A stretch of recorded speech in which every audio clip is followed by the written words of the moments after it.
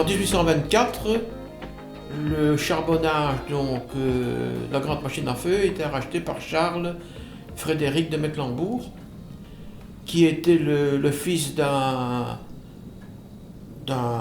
grand noble de grande lignée, attaché à beaucoup de cours d'Europe. Et son père s'appelait Frédéric Ier. Et donc, voilà, de là l'appellation Frédéric. Malgré que c'était encore en activité, il y avait déjà des chemins qui reliaient Boussu, etc. Donc, et ici, même encore en activité, les gens de... C'est le sentier de Warquigny, les gens venaient de Warquigny, les Dourouins allaient à Warquigny en passant par le bois. Donc ils longeaient le terri malgré que les wagonnets étaient là en train de travailler par ce sentier pour accéder au bois de Saint-Guilain qui est juste derrière.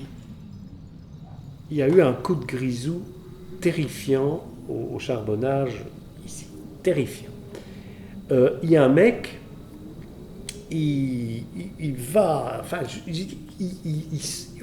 c'est incroyable ce qu'il peut faire. Il risque sa vie, il va dans les, il sauve des tas de gens, il sauve des tas de gens.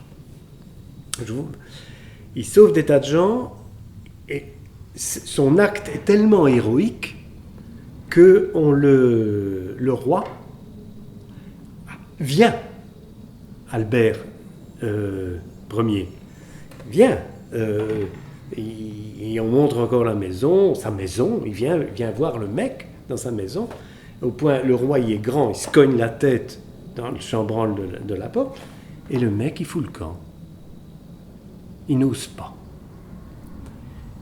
Donc, il ose affronter la mine, les machins, les trucs, mais le roi, il n'ose pas.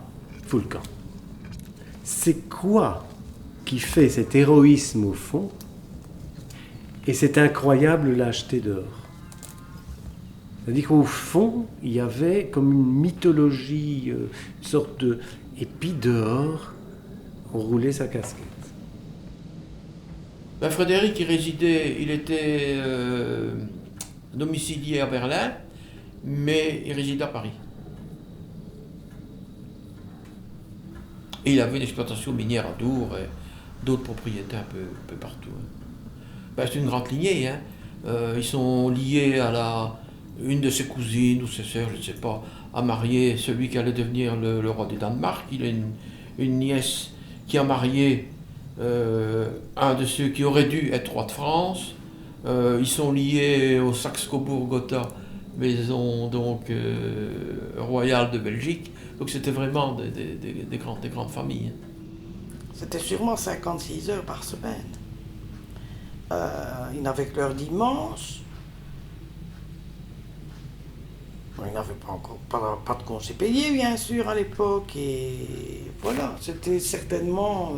à l'hiver, ils descendaient de nuit, ils remontaient de nuit, quoi. Hein. Ils faisaient 12 heures par jour. Et il disait, je veux dire, on connaissait, à 13 ans, on se faisait, les jeunes filles se faisaient, parce c'était mixte dans le fond de la mine. Donc à 13 ans, les petites filles se faisaient prendre dans les mines. Les gosses qui étaient, comme tous les gosses, un petit peu plus dynamiques que les autres, c'était les grands tués. À 17, 16, 17 ans, il y avait beaucoup de tués. Et au niveau de l'hygiène, il faut relire Zola.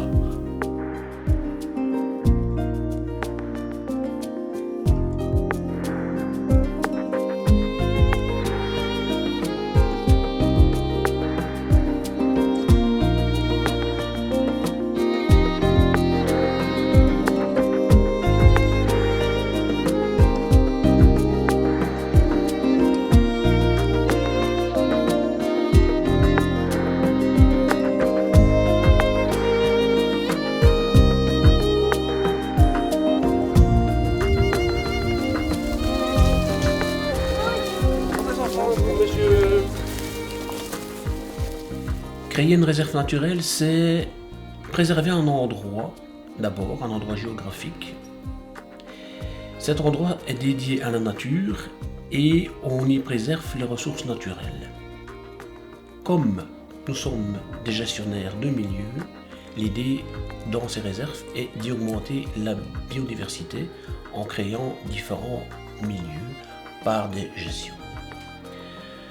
L'idée d'avoir une réserve naturelle sur une commune, c'est de pouvoir, à côté de cette réserve, développer d'autres projets de sensibilisation au public.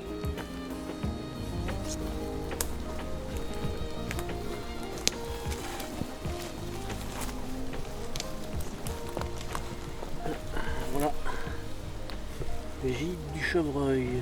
En fait, le soir, ils essaient de trouver un endroit un peu tranquille pour passer la nuit, et ils font comme tous les mammifères. Quand un chien se couche dans un panier, vous avez déjà pu voir qu'il boulotte un peu sa couverture pour être bien mis, et bien le chevreuil c'est la même chose. Il pousse les déchets, les feuilles, les morceaux de bois qui peuvent un peu le gêner pour dormir, et puis il se couche. Bon, il y a pas mal de traces comme ça sur la réserve. La réserve est fort utilisée par le chevreuil.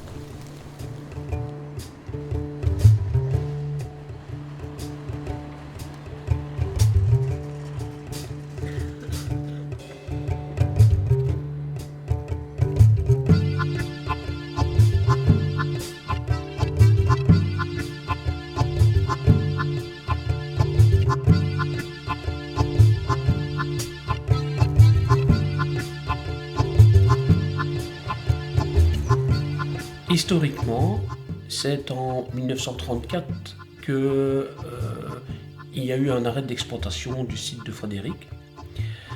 Alors il y a une chose importante qu'il faut signaler, c'est que le terri a été pâturé, et qu'un terri pâturé se couvre moins vite d'arbres et permet aux fleurs de développer une réserve de semences dans le sol.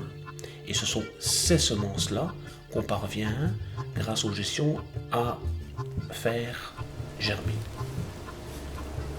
Là, on peut voir ici, dans la constitution des terris, sur les terris, ils plaçaient des rails avec des petites locomotives et des petits wagons pour transporter le charbon. On voit clairement le dôme qui a été construit pour mettre la voie de chemin de fer. Nos gestions se déroulent sur la réserve au rythme de plus ou moins une petite dizaine sur l'année. Nous avons un premier rendez-vous tout public sur la place verte à 8h45 et à 9h au pied de la réserve. Alors les gestions se font toujours en présence du conservateur, de votre serviteur. Présent sur les réserves pour les gestions entre 2 et 8 personnes, bien sûr. Alors, le but est de gérer le milieu pour limiter la forestation, car en termes d'un milieu, c'est la forêt qui prend toute la place. Et donc, on gère par le geste simple du défrichage le milieu pour permettre aux fleurs typiques du milieu schisteux de revenir et de prendre leur place. Grâce aux fleurs, différents milieux s'installent. Nous avons tout le cortège des oiseaux et des insectes qui font partie de ce milieu qui se développe.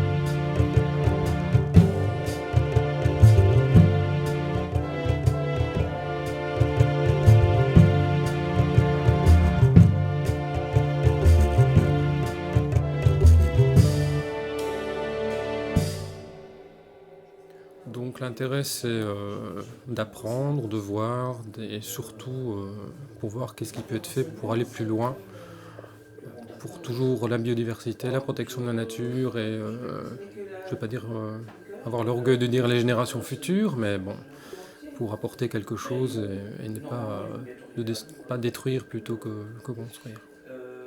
Et alors ce mouvement est en train de prendre de l'ampleur et s'organise sur le terrain et les terrains avoisinants. Et il a eu aussi l'avantage, c'est d'attirer l'intérêt des gens de la région. Donc ce n'est pas seulement un groupe très réduit de personnes tout à fait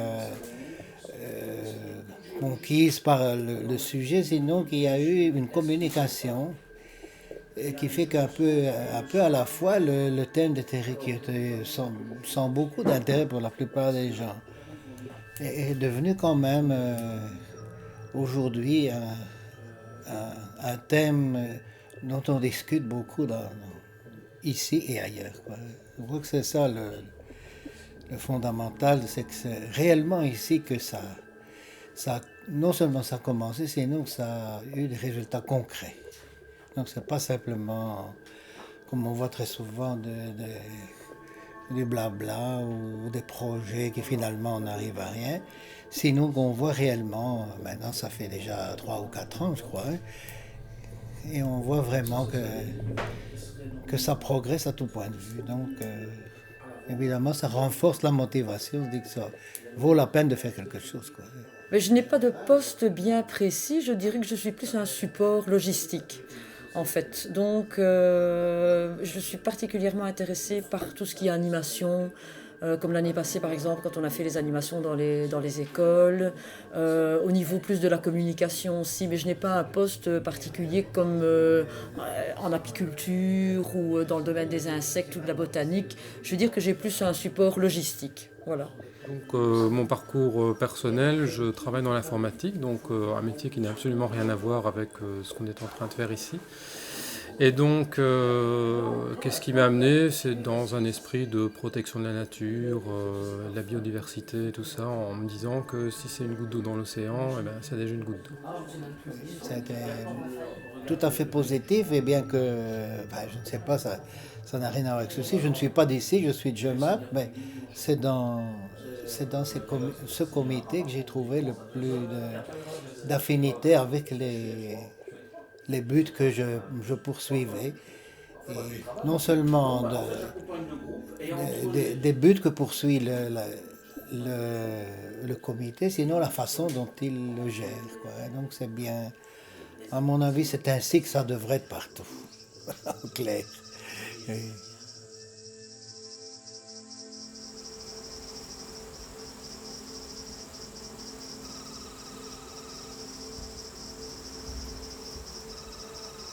En fait, la fumée va créer une désorganisation de la colonie, d'accord? Donc ça brise la cohésion. Okay. Ça ne les endort pas, hein, mais ça brise simplement la cohésion. Donc voilà, ici j'ouvre la ruche, hein, on voit les abeilles dedans. Donc ici sont les ouvrières qui sont au travail, hein. On va mettre un peu de fumée pour les faire descendre, légèrement, hein. Ça les fait simplement réagir un petit peu sans les énerver. Donc, ici, ce qu'on va faire, on va retirer un cadre et je vais vous montrer ce que c'est comment elles stockent leurs provisions. Donc ici, elles sont déjà en préparation pour l'hiver. Je retire un cadre avec les abeilles. Ici, on voit du miel operculé, d'accord? Donc ici, c'est du miel operculé. Donc le miel est suffisamment sec. Elles l'ont recouvert d'une fine pellicule de cire, d'accord, pour le mettre en conservation. Ici, on voit du miel dans le fond des alvéoles qui est encore, je vais dire, elle est frais, hein, d'accord. Ça, ce sont des réserves qu'elles viennent d'accumuler. Là, on voit bien. Tout ça, c'est de la nourriture pour passer l'hiver, hein. C'est du miel, hein. Mais si tu veux, c'est un cadre comme ceci, quand il est bien plein, il pèse 4 kg. D'accord? Donc on ne se rend pas bien compte, mais ça fait son poids, hein. Le miel, c'est très dense, hein.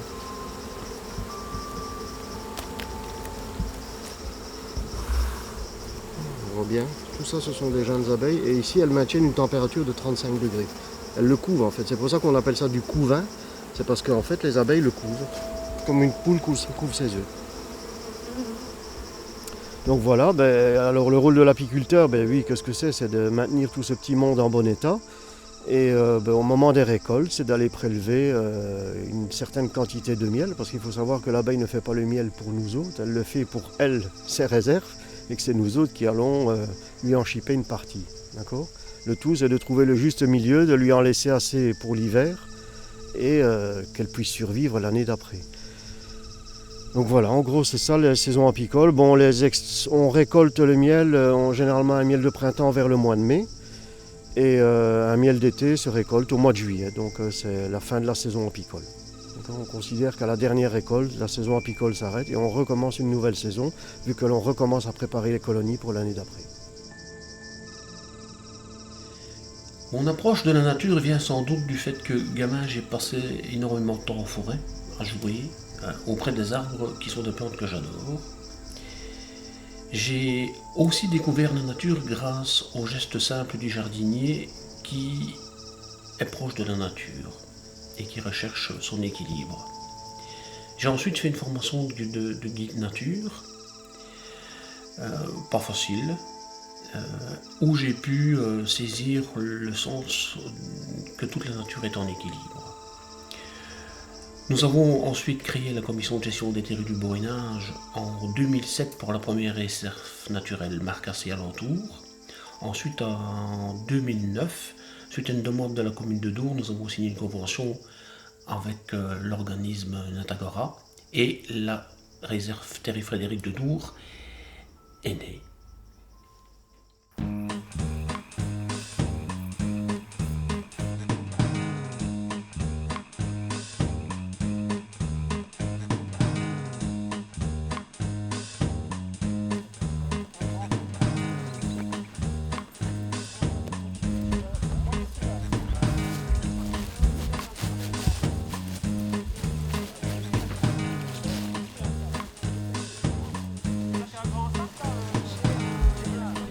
Voilà, donc le but de la commission, c'est clairement de chapeauter la gestion des deux agences et quelque part également de voir tout ce qui est l'aspect de promotion et probablement aussi de toutes les actions pédagogiques en fait, qu'on peut avoir vis-à-vis du grand public. Donc on brasse assez large, on essaye c'est de sensibiliser la population locale à nos actions, évidemment de conserver la biodiversité et la richesse des réserves, et puis par diverses organisations, par la présence sur certains stands et la participation à certaines activités, de faire la promotion des réserves naturelles. Donc quand en 2007 on a eu l'occasion de créer cette réserve, on s'est bien vite rendu compte que ça devait se faire en groupe, on ne pouvait pas assurer ce genre de gestion à 2 ou 3 personnes. Donc on en a vite parlé autour de nous, on a vite regroupé un petit groupe de personnes qui étaient intéressées ou par la nature, ou par les terrils, ou des gens qui habitaient dans le voisinage et pour qui ça leur permettait de protéger un petit peu leur environnement proche. Donc on a vraiment réussi à regrouper toutes des personnes avec des sensibilités différentes, mais aussi des personnes qui étaient intéressées par l'histoire, ou des personnes qui avaient eu un grand-père qui avait descendu à la mine, ce genre de choses. Donc on a vraiment ici un groupe assez hétérogène, des gens qui viennent pour diverses raisons et pas forcément uniquement au départ que de la protection de la nature. Donc on a un petit peu créé un petit groupe qui a fait parler de lui, on a fait des appels un petit peu plus vastes, autant dans l'association Natagora que au-delà de Natagora pour constituer cette commission de gestion qui a grandi les premières années, qui a fait parler d'elle et a permis de créer à ce moment-là la réserve Thierry Frédéric sur Dour. Et la commission est donc devenue un ensemble de 2 antennes, à la fois l'antenne de Marcasse et alentour et l'antenne Thierry Frédéric, avec 2 groupes distincts, mais quand même fort liés, d'une part par le même combat, les mêmes envies, les mêmes désirs, et puis de toute façon, on reste quand même tous amis, donc ça reste la même commission. On doit évidemment protéger de l'emprise humaine des zones qui sont hyper importantes, parce que si on ne le fait pas, c'est tout un pan de la biodiversité qui va disparaître. Certaines espèces ont réellement besoin de cette quiétude pour pouvoir subsister, donc ça il faut le maintenir. Mais là où on peut permettre au public d'avoir un regard sur les réserves, il faut le donner et c'est le cas. Donc voilà, moi je ne pense pas que Natagora a une politique restrictive. Là où on peut ouvrir, on l'ouvre, mais là où c'est particulièrement sensible, on doit accepter de ne pas y accéder. Un naturaliste, même s'il a envie d'aller observer le nid d'un rapace quelque part, il ne le fera pas n'importe comment, ou ne le fera pas du tout, s'il estime qu'il va mettre en péril la nichée. Donc je pense que le grand public doit pouvoir accepter ça aussi. On ne doit pas vouloir aller partout. à partir du moment où, évidemment, la raison pour laquelle on ne peut pas y accéder est bien expliquée. Quelque part, dès qu'on arrive dans le Borinage, que ce soit par l'autoroute, par le chemin de fer ou autre, la première chose qu'on voit, ce sont les terris.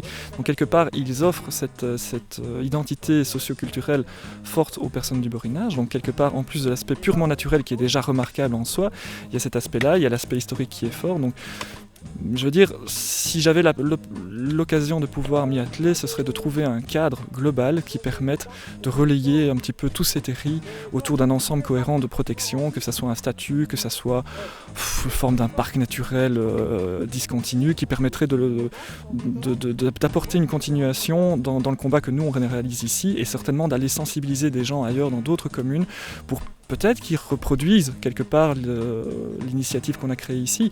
Nous, notre initiative ici, elle est sympathique, mais quelque part, ce serait super qu'elle puisse être relayée par d'autres groupes ailleurs.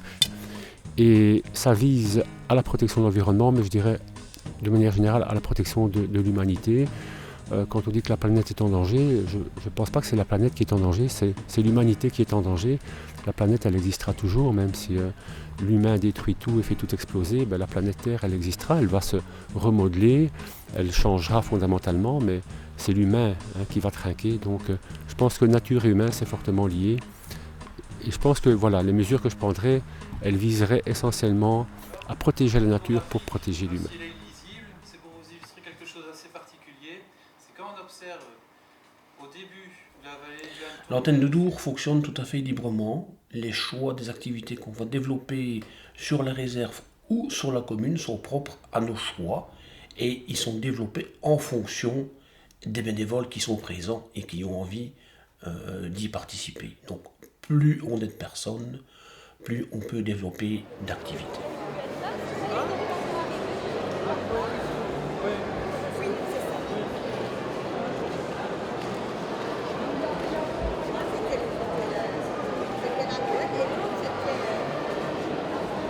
Grâce au suivi scientifique de Natavera, les réserves sont gérées d'une manière stricte, organisée. Les membres qui font partie des antennes n'ont pas besoin d'avoir un acquis technique particulier. N'importe qui peut venir aux gestions et bien sûr est le bienvenu. Comme je l'ai dit, c'est simplement du défrichage. Il faut simplement avoir envie de poser un geste pour la nature.